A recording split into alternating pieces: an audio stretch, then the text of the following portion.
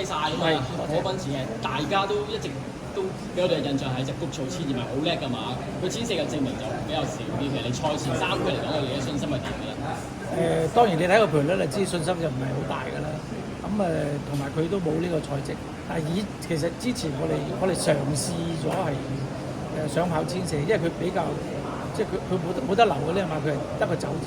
咁我哋都嘗試試過一次千四得唔得咧？但係佢都係即係重口都諗住。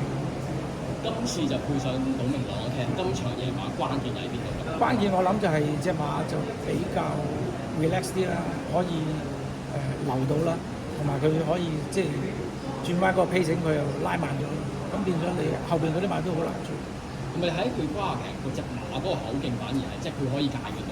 我諗主要都係跑到季尾嗰啲馬比較練咗。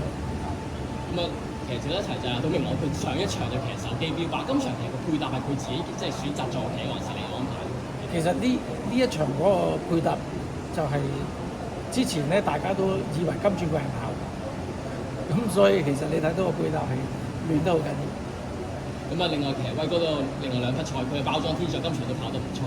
係啊，佢都應該 keep 住都會仲會再進步下，不過佢就臨場行圈就可能急少少。你見到佢臨場行圈喺沙圈或者佩安嗰陣時都急咗少少，其實係咪受啲咩原因影響？佢就其實以往都係咁嘅，不過今日又可能再急多啲。